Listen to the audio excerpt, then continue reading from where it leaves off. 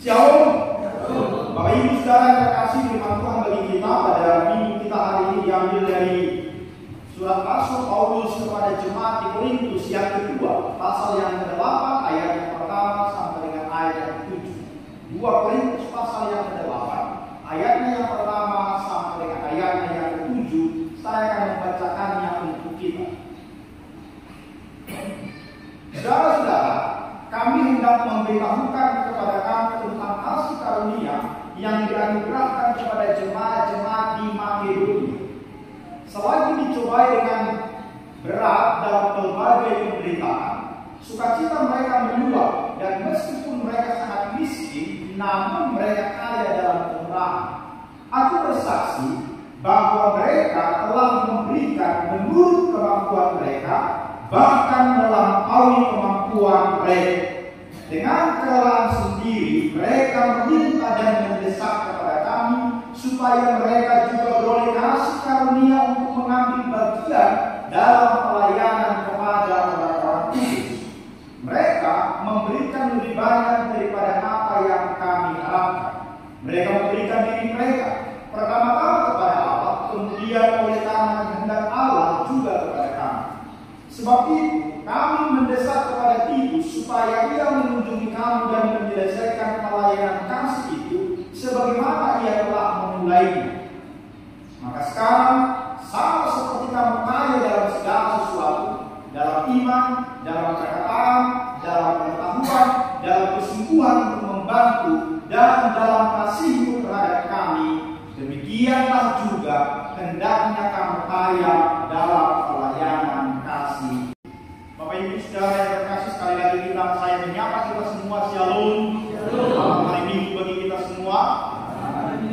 Bapak Ibu Saudara, tema kita hari ini adalah melayani dengan kasih. Di dalam teks firman Tuhan yang kita baca, sesungguhnya itu berbicara tentang bagaimana orang-orang Kristen di dalam hidupnya dia harus mau berbagi dengan orang lain. Kata berbagi itu adalah satu kata yang mudah untuk kita ucapkan. Tetapi kenyataannya, di dalam hidup orang-orang Kristen, berbagi itu bukanlah hal yang mudah. Walaupun kita mudah mengatakan berbagi, walaupun kita mungkin di dalam kehidupan kita mengarahkan orang lain juga untuk berbagi, tetapi ketika itu diperhadapkan dengan kita, ada begitu banyak orang-orang Kristen, khususnya orang Kristen Barat, yang susah untuk berbagi. Maka ada istilah sihorin manggi, kan? Sigotin monis. Apa monis sigotin, kan? Berarti itu menunjukkan sesuatu hal memang susah untuk berbagi, susah membagikan sesuatu yang ada pada diri. Bapak Ibu Saudara yang terkasih, sesungguhnya di dalam firman Tuhan ini kita membicarakan ternyata ada satu jemaat yang bukan jemaat yang kaya, yang mereka sesungguhnya hidup di dalam penderitaan, hidup di dalam kemiskinan, tetapi justru mereka adalah orang-orang yang mau berbagi. Paulus membandingkan dua jemaat di sini. Pertama adalah jemaat Makedonia yang memang miskin. Yang kedua adalah jemaat Yerusalem yang kaya. Jemaat Makedonia sekalipun mereka miskin, tapi mereka mau berbagi. Jemaat jemaat yang satu lagi, jemaat Korintus ini, sesungguhnya mereka berbagi, tetapi mereka tidak menyelesaikan. Artinya mereka setengah hati melakukan itu. Orang-orang di Korintus itu orang-orang kaya. Kenapa? Karena Korintus itu adalah satu tempat yang merupakan pelabuhan ibu kota. Jadi mereka itu kehidupannya sebenarnya sangat bagus sekali. Mereka itu kaya di dalam berbagai hal, tetapi di dalam hal berbagi mereka kalah dari orang-orang Makedonia yang merupakan jemaat yang miskin. Bapak Ibu Saudara, banyak sebenarnya kita temukan di dalam kehidupan orang-orang Kristen, sekalipun mereka berkecukupan, tetapi begitu susah untuk membagikan apa yang ada padanya kepada orang lain. Kita banyak menemukan itu. Ada banyak orang-orang kaya di tengah-tengah gereja, tetapi untuk memberikan sesuatu yang dimilikinya kepada orang di dalam jemaat itu pun susah. Bapak Ibu Saudara, Mother Teresa, seorang penerima Nobel perdamaian, seorang suster di India. Dia berkata begini, segala sesuatu yang tidak dibagikan akan hilang. Segala sesuatu yang kita miliki, kalau itu kita tidak bagikan kepada orang lain, itu akan hilang.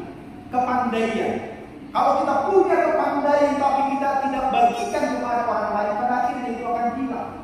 Bahkan kemampuan kita, kalau itu kita pendam sendiri, kita sendiri, itu akan hilang. Kekayaan pun kalau itu hanya untuk diri kita sendiri, sesungguhnya Mother Teresa mengatakan itu akan hilang. Tenaga yang kita miliki akan sia-sia bila kita tidak bisa bagikan kepada sesama kita. Di tengah-tengah gereja, kalau orang punya talenta, orang punya kemampuan, tapi dia tidak mau berbagi, sesungguhnya itu akan hilang. Bapak Ibu Saudara, orang disebut kaya bukan karena dia memiliki harta dan kekayaan, tetapi karena dia merasakan bahagia atas apa yang dimilikinya dan atas apa yang diberikannya kepada orang lain. Orang yang berbahagia ketika dia bisa tersenyum melihat orang yang dibantunya, orang yang kelaparan tidak bisa makan, dia akan tersenyum melihatnya. Nalas rohata sesitong namolo adong donata nahura, kita bisa berbagi kepada dia, justru di situlah sukacita. Tetapi kalau kita memiliki segala sesuatu tapi kita tidak mau berbagi kepada orang lain, sesungguhnya itu bukanlah kebahagiaan yang sesungguhnya. Maka hari ini kita boleh belajar dari firman Tuhan. Kenapa misalnya Paulus mengatakan di dalam Kisah Para Rasul 20 ayat 35, adalah lebih berbahagia memberi daripada menerima.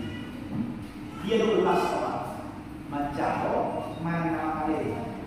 Saya pribadi, saya sangat bersukacita ketika saya mampu memberikan kepada orang. Itu adalah sukacita yang luar biasa. Tapi memang ada orang yang karakternya sifatnya orang mengejar. Orang mengejar, orang mengejar. Ada orang seperti itu. Dia tidak suka memberi. Dia mau sekalipun sudah banyak bagi dia, tapi dia selalu mau menerima. Bahkan kadang-kadang sedih melihat orang-orang. Misalnya pembagian sembako, harusnya dia tidak layak menerima itu, tetapi dipaksanya supaya dia mendapatkan itu. Di tengah-tengah gereja pun banyak orang-orang seperti itu, ya kan? Dulu ketika membagikan sembako, dipaksanya diri, harusnya dia berbagi, tapi diminta supaya dia dapat bantuan itu. Mengurangi jatah orang-orang yang sebenarnya membutuhkan. Ada orang-orang seperti itu, dia tidak senang memberi, lebih senang menerima. Tetapi firman Tuhan yang jelas mengatakan, lebih berbahagia orang yang memberi daripada orang yang menerima. Bapak Ibu Saudara, jemaat di Makedonia, mereka di dalam kemiskinan, mereka di dalam penderitaan, tetapi mereka mau berbagi. Kalau kita membaca di ayat yang kedua itu, pasal ke-8 itu, selagi dicobai dengan berat dalam berbagai penderitaan, sukacita mereka meluap, dan meskipun mereka sangat miskin, namun mereka kaya dalam Torah. Perhatikan, mereka itu orang yang begitu miskin, tetapi sukacitanya meluap, tapi mereka mau berbagi kepada orang lain. Hari ini kita harus belajar daripada jemaat yang miskin ini, jemaat yang sedang menderita ini, supaya kita juga berbagi kepada orang. Bapak Ibu Saudara yang terkasih dalam Kristus Yesus, tentu yang menjadi pertanyaan bagi kita, kenapa jemaat yang miskin ini, yang seharusnya dibantu ini, mau memberi, mau berbagi kepada orang lain. Namun Gusti Allah ini merupakan bangun. Kenapa mereka mau melakukan itu? Yang pertama adalah karena mereka diberikan kasih karunia oleh Tuhan. Karena hati mereka terbuka. Di ayat yang pertama, saudara-saudara, kami hendak memberitahukan kepada kamu tentang anugerah yang diberikan kepada jemaat-jemaat di Makedonia.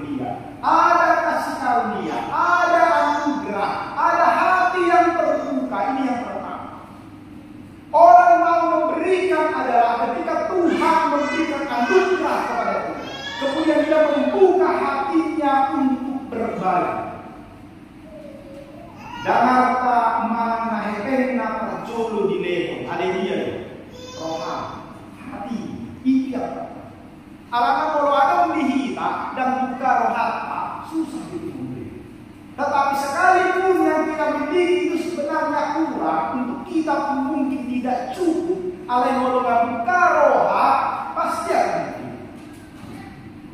Soalnya orang kalian kuliah kan, belum kalian kuliah, belum itu kalau ada tiba, kuliah dari orang anak melatih anak, segala macam, pasti kita berikan yang paling kecil, itu pasti.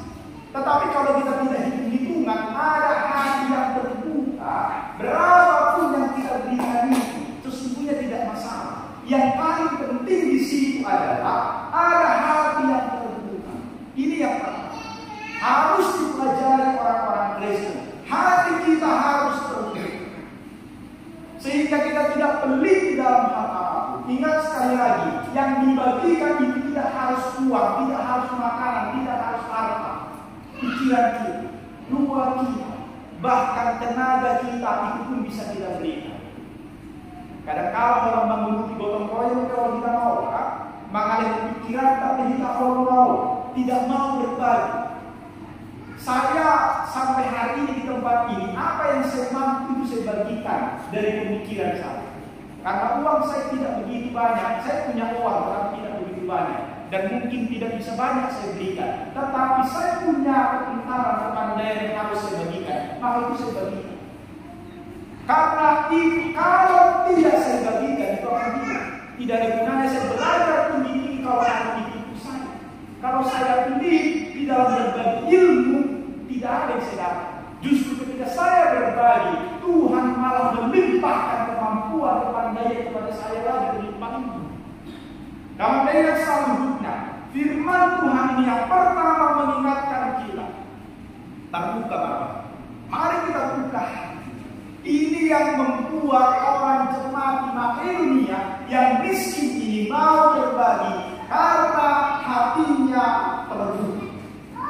Bapak Ibu Saudara yang terkasih, ada memang kebiasaan di dalam gereja, di dalam jemaat saat berdiskusi membahas permohonan bantuan yang datang misalnya dari orang lain, dari gereja lain.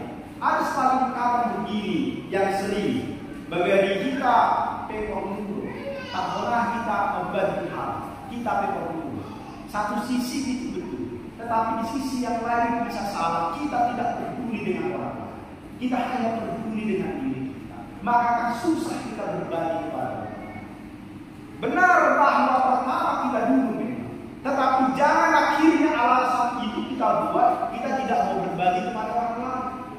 Ketika ada gereja lain membutuhkan bantuan dari kita, kalau memang kita bisa berikan, sudah berikan. Tidak usah kita pelit di sini. Itu yang dikatakan sebenarnya diingatkan kepada kita. Harus kita sadari bahwa orang miskin dan perlu ditolong akan tetap selalu berada di antara. Makanya di dalam Matius 26 ayat 11 Yesus mengatakan, karena orang-orang miskin itu selalu ada padamu, tetapi aku tidak selamanya bersama-sama dengan kamu. Itu artinya apa? Bahwa orang-orang Kristen harus terbuka hatinya untuk memberikan bantuan kepada orang-orang di sekitar. Alang-alang lebih kita nak teori, nabuh kita berbagi. Bukan karena banyaknya, sekali lagi berbagi itu bukan karena banyaknya, tetapi Allah tak buka roh. Karena ada hati yang mau memberi. Itu yang pertama yang kita lihat dari teks firman Tuhan ini. Yang kedua, Bapak Ibu Saudara yang terkasih, di ayat yang kedua, kenapa jemaat yang miskin ini mau memberi di dalam kekurangan mereka? Alanya, dapat dua hikmah adalah rohani. Ayatnya yang kedua, selagi dicobai dengan berat dalam berbagai penderitaan, sukacita mereka meluap. Alas rohaninya tidak, karena sukacitanya meluap. Orang yang bersukacita, malas rohani sudah oleh orang ini. Itu kan? Saya misalnya beberapa kali pergi jalan ke satu tempat, kemudian ternyata ada di situ pandemi. Padahal tidak tidak mampu. Alai alam sedirohana di lesbi, narung lagi mana? Dan ada manukna disari hepen manuhman. Kenapa? Karena suka kami pikir mana apa baik darah orang baik di mana mendalam. Tapi karena dia bersuka cita, alam ini dapat jumpa tiba, maka dia mau berubah. Jadi moralas rohani jolma, beri dia pasti akan mau berubah. Menuju rohani jolma, lah sudah penghipeng ini itu normal mereka. Tapi ketika orang bersuka cita, dia pasti akan mau memberi. Orang memang dipersudah dari dompet lain, kan alas Tuhan dan dipikirkan bersuka. Tapi itu salah satu sesungguhnya mau mengatakan, ketika orang bersuka cita, dia pasti akan mau memberi. Jemaat di Makedonia ini, mereka bersuka citanya meluap, nasihat rohani nasihat itu yang kemudian mendasari diri mereka untuk mau berbagi kepada orang lain. Dan umumnya orang yang menderita atau mengalami kesusahan memang dia hanya memikirkan dirinya sendiri. Mau susah juga, mau stres juga, mau kadang juga, maka kita pasti hanya memikirkan diri kita sendiri. Tetapi orang yang bersuka cita, dia akan memikirkan orang lain. Dia pasti akan mau berbagi kepada orang lain. Dan kita perhatikan dia yang kedua ini, jemaat Makedonia itu mengalami kesusahan besar akibat penganiayaan dan kemiskinan. Jadi pada waktu itu kondisi mereka tidak baik-baik. Tetapi perhatikan, itu tidak menghilangkan sukacita mereka. Bukan akhirnya bersedih, kasih mereka, sukacita mereka kepada orang lain itu tetap. Jadi di dalam kondisi yang terbatas mereka tetap mau mengambil bagian dalam memberikan bantuan kepada jemaat yang berada di Yerusalem pada waktu itu. Sehingga kita perhatikan, ini membuat seorang Paulus kagum sekaligus heran melihat kasih dan kemurahan hati daripada jemaat Makedonia begitu besar. Itu makanya Paulus bersaksi, meskipun mereka miskin, namun mereka kaya dalam kemurahan hati. Jemaat Makedonia memang berada dalam kesusahan, namun sukacita dan kasih Allah meluap di dalam hidup mereka. Itulah yang membuat mereka memberikan melampaui kemampuan mereka sendiri. Lori siang nabi dileo. Memang susah meniru ini. Itu sangat susah kita meniru. Tetapi kuncinya karena suasana hatinya bersuka. Jadi kalau kita bersuka cita di bagas parokia, itu yang mau diajarkan kepada kita. Ketika orang mampu bersuka cita di dalam kondisi yang sulit, pada waktu itulah dia tidak hanya memikirkan dirinya sendiri.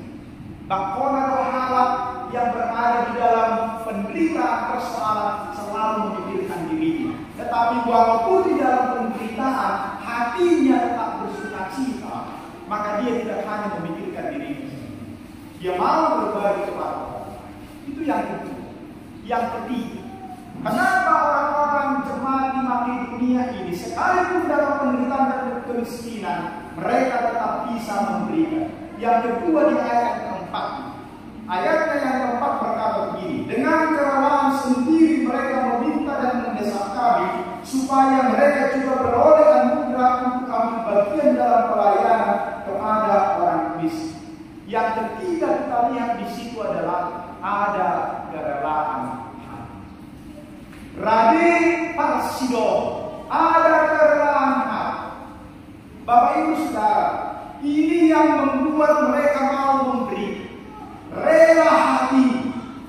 Ada kerelaan nihuriai na di Makedonia asa parsido di ulau asini rohai. Sianodo dari tatu simolo naik tauna akapan rupio. Atau pelayanan apapun yang mau kita kerjakan harus ada kerelaan hati. Orang yang enggan, orang yang tidak rela hatinya ketika memberikan pelayanan, nah itu usiani adalah sungguh-sungguh baru itu. Apa yang tahu dah mau rela kita pasti marungut. Tasukun apa yang apa? Manusia tasuk mau rela nasidah pasti bersungguh-sungguh.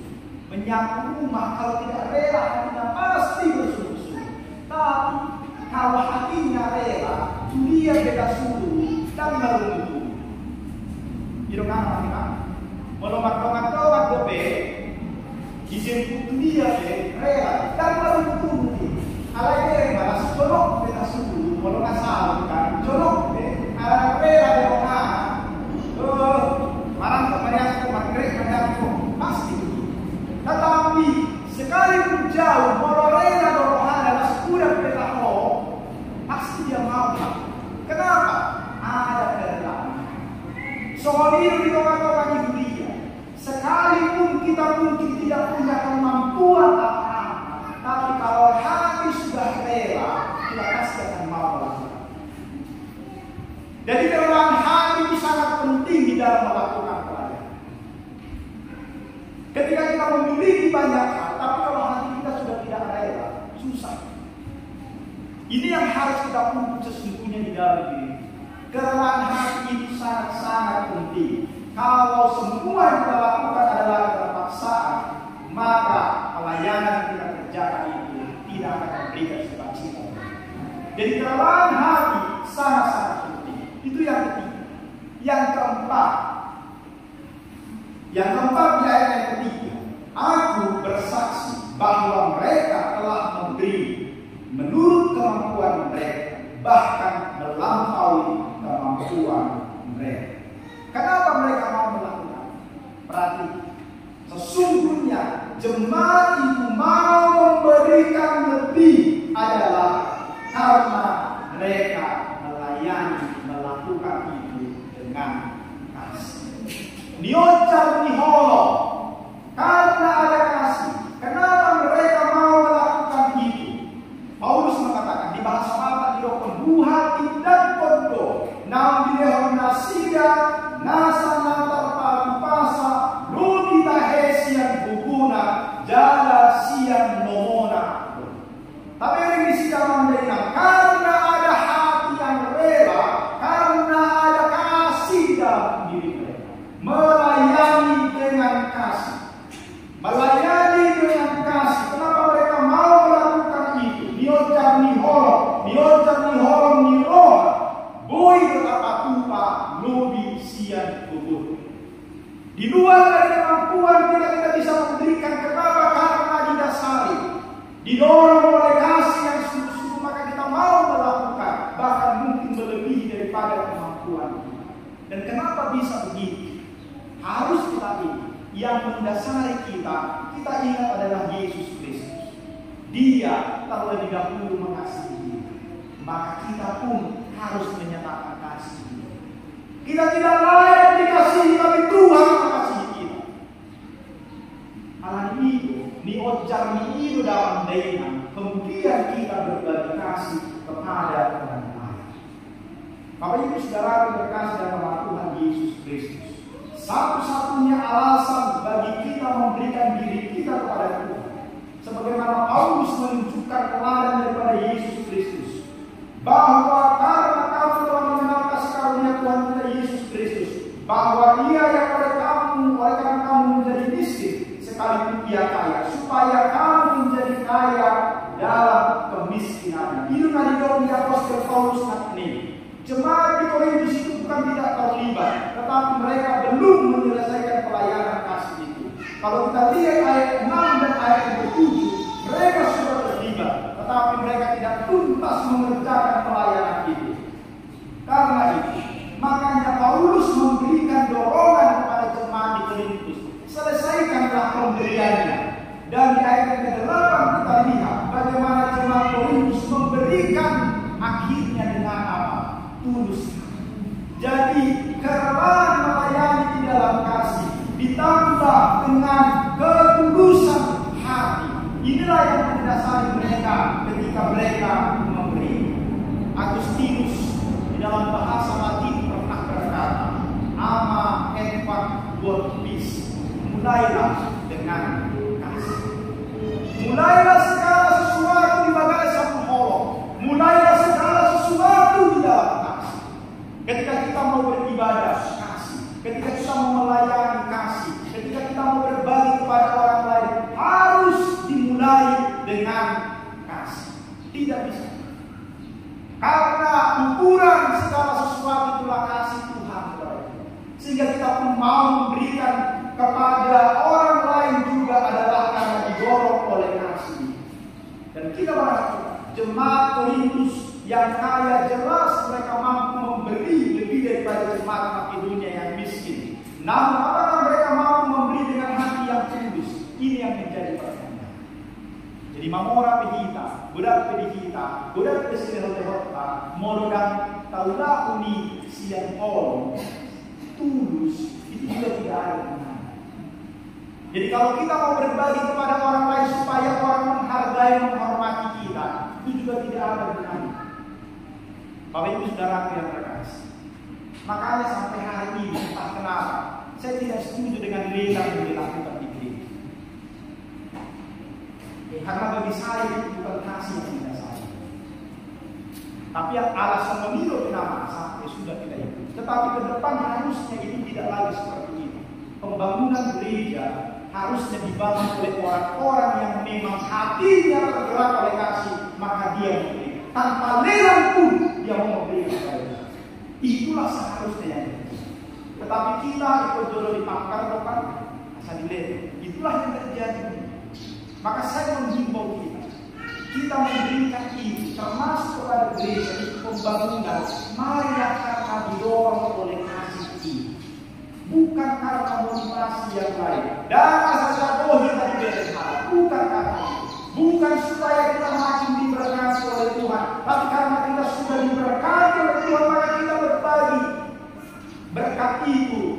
Bonus yang paling penting adalah maukah kita berbagi? Maukah kita memberikan hati kita untuk orang? Jadi kurang berdiri karena itu. Jangan egois kita dengan diri. Hari ini, mari kita belajar dari jemaat di Makedonia supaya kita pun mau berbagi di dalam. Kita tidak egois dengan diri kita. Kita tidak hanya mau membuka tangan kita untuk menerima, tetapi mari kita belajar juga untuk membuka dompet kita untuk memberi. Kepada siapa itu kita beri? Saya punya mimpi, saya punya doa. Suatu saat gereja kita tidak hanya memikirkan dirinya sendiri, tapi kita mungkin membuka pelayanan kasih. Kalau gereja-gereja lain mungkin melayani penjara, melayani panti-panti asuhan, bagi saya itu sudah biasa. Tetapi bagaimana gereja? Saya belajar daripada satu lembaga yang namanya Buddha Suci. Mereka begitu luar biasa membantu orang-orang yang sakit kanker, tumor, dan orang-orang yang begitu menderita. Mereka membiayai semua biaya rumah sakitnya tanpa ada hal apapun yang mereka minta dari kita. Kenapa mereka bisa membagi itu? Padahal mereka tidak mengenal Kristus. Saya belajar daripada Mother Teresa yang membuka hatinya melayani orang-orang miskin, membantu mereka, memandikan mereka yang sudah dari got itu, yang mereka tidak makan sekian lama, ada luka-luka di dalam tubuhnya, diangkatnya, dibersihkannya, dimandikannya, dimandikannya semua. Hati yang sungguh-sungguh dari Kristus itu ditunjukkan. Gereja tidak boleh menjadi egois dengan diri sendiri. Sesungguhnya Kristus sudah menyatakan itu. Tetapi orang-orang Kristen jarang membuka hati dan pikiran. Sekali lagi, bahkan sudah sering saya nyatakan kepada kita, waktu seorang penginjil bernama Stanley Jones bertanya kepada Mahatma Gandhi, kenapa orang India susah menjadi orang Kristen?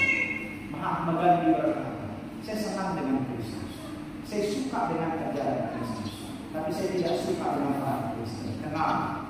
Kristus mengajarkan kasih dan Kristus melakukan kasih. Tetapi orang Kristen dia hanya belajar kasih tapi tidak melakukan kasih. Ini sebabnya hari ini India susah menjadi orang Kristen. Kenapa? Karena orang Kristen tidak hidup sama seperti Kristus hidup. Karena mereka selalu tolonglah Yesus itu harus nampak di dalam hidup orang Kristen. Hidup kita ini kitab yang terbuka, yang bisa dibaca oleh setiap orang. Apakah setiap pembacanya melihat Kristus ada di dalam hidup kita? Kata itu mau kolom di Yesus itu bermata Maria, Apakah Kristus merasakan kasih? Dari sinilah hari ini kita belajar Paulus terakhir. Mulai dari kita, harapan segala macam mungkin susah kita mengerti. Ada berpikiran, ada bertutur, ada mungkin nasihat yang kita bisa bagikan kepada orang. Nagui tak lupa, nalar membantu orang-orang di sekitar. Bukan hanya hal, kalau kita punya uang berikan. Jemaat di Makedonia, mereka tidak suka ketika mereka tidak dilibatkan di dalam pelayanan. Mereka tidak suka ketika mereka tidak dilibatkan di dalam hal memberi kepada jemaat di Yerusalem yang sedang kesusahan. Mereka justru membohong apostoli asa siloh nasida di ulau lasmi rohai, di ulau asli rohai. Soalnya banyak. Kalau kita nak mulu molos roh kita menunggu di sana ada si bantuan atau langkah kita tapi sisma dan roh kita dijuru. Hari ini kita belajar dari jemaat dari Makedonia.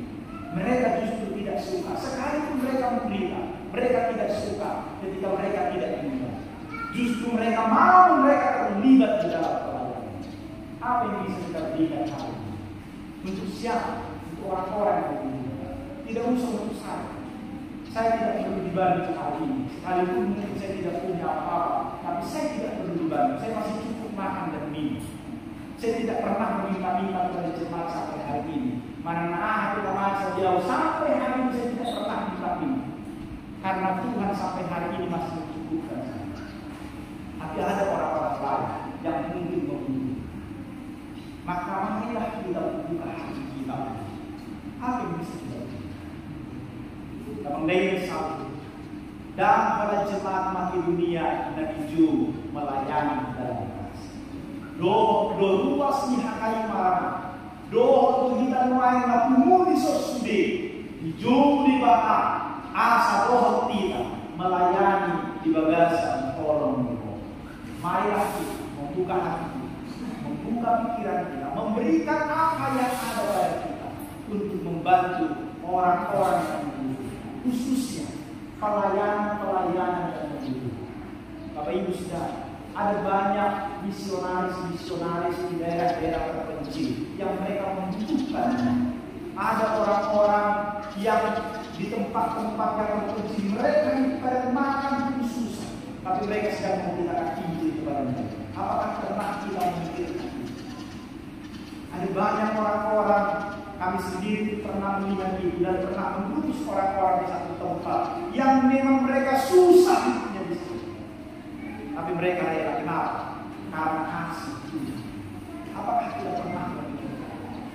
Bapak Ibu Saudara yang terkasih dalam Tuhan Yesus Kristus, apa yang ada pada kita ketika Tuhan memberikan itu bukan hanya untuk kita sendiri, tetapi kita supaya belajar juga untuk memberikan kepada Tuhan. Firman Tuhan yang jelas mengatakan orang yang memberi maka mereka pun akan diberkati Tuhan berlimpah. Hari ini kita belajar dari firman Tuhan. Di dalam kesusahan pun kita bisa memberi. Di dalam kekurangan pun kita bisa memberi. Yang penting di situ ada kerelaan, ada hati yang tulus, ada kerelaan hati untuk melayani dengan kasih. Dan itulah yang menurut Tuhan tuntut dari kita. Amin. Tuhan terima kasih untuk firman yang hari ini sungguh-sungguh boleh menegur kami, mengajari kami supaya kami tidak menjadi orang yang egois yang hanya memikirkan diri kami sendiri. Orang-orang miskin akan selalu berada bersama-sama dengan kami. Mereka akan selalu bersama-sama dengan kami. Justru untuk itulah Tuhan hadirkan kami di tengah-tengah dunia ini, supaya kami bermanfaat bagi orang lain, supaya kami menjadi berkat bagi orang lain. Tuhan rindu untuk kami boleh berbagi kepada orang-orang di sekitar kami, kepada orang-orang yang membutuhkan. Kami mungkin tidak punya uang yang banyak, tetapi di dalam kekurangan kami, sesungguhnya kami pun harus bisa memberikan. Karena justru di dalam kekurangan kami boleh merasakan kasih Tuhan itu. Ketika kami mampu memberi dari kekurangan kami adalah sesuatu hal yang luar biasa. Kalau kami memberi, ketika kami memiliki banyak, sebenarnya itu biasa saja. Tapi ketika kami mampu memberikan di dalam kekurangan kami, maka di sanalah kasih Tuhan sungguh-sungguh dinyatakan dalam kami. Tuhan, kami belajar dari jemaat di Makedonia, di dalam penderitaan, di dalam kesusahan mereka pun masih bisa memberikan. Kami pun sesungguhnya mau seperti itu ya Tuhan. Karena itu berikanlah kepada kami hati yang terbuka, hati yang rela, hati yang tulus, kesungguhan di dalam memberikan. Tuhan, berikanlah kepada kami hal tersebut, supaya kami tidak hanya mengenyangkan diri kami, supaya kami tidak hanya memikirkan diri kami sendiri, tapi kami pun belajar untuk memikirkan orang-orang lain yang kesusahan. Hari ini Tuhan, mungkin saja di antara jemaat-Mu ada yang kesusahan, ada yang kesulitan secara ekonomi. Kami berdoa supaya kami pun peka terhadap orang-orang yang seperti ini, supaya kami pun mau membuka hati kami juga untuk membantu mereka, orang-orang di sekitar kami. Mungkin ada keluarga kami yang kami tahu mereka sangat membutuhkan uluran tangan bantuan dari kami. Ajari kami Tuhan untuk membantu mereka. Mungkin ada tetangga kami, orang-orang di sekitar kami yang sungguh-sungguh hari ini untuk makan pun mereka susah. Tuhan, bukalah hati kami untuk juga berbagi kepada mereka. Tuhan, kiranya Tuhan tolong kami dengan apa yang ada pada kami sekarang, supaya kami mau membuka hati kami berbagi dengan orang-orang di sekitar kami. Kami tidak mau menjadi orang yang egois, kami tidak mau menjadi orang yang sombong dengan apa yang kami miliki. Karena kami tahu apapun yang kami miliki itu juga berkat Tuhan bagi kami. Itu Tuhan percayakan bagi kami untuk kami kelola, untuk kami juga bagikan kepada orang-orang yang membutuhkan. Hari ini firman-Mu mengajari kami. Hari ini firman-Mu menegur kami. Biarlah kami untuk ke depan menjadi orang-orang yang berbelas kasih, orang-orang yang mau melayani dengan kasih yang datangnya daripada Tuhan. Kami menyerahkan seluruh hidup kami menyerahkan seluruh pekerjaan tangan kami, supaya Tuhan memberkati kami, dan lewat berkat Tuhan itu kami pun mau berbagi kepada orang lain. Terima kasih Tuhan, dimuliakanlah Engkau. Dalam Kristus Yesus kami berdoa, bersyukur kepada-Mu. Amin.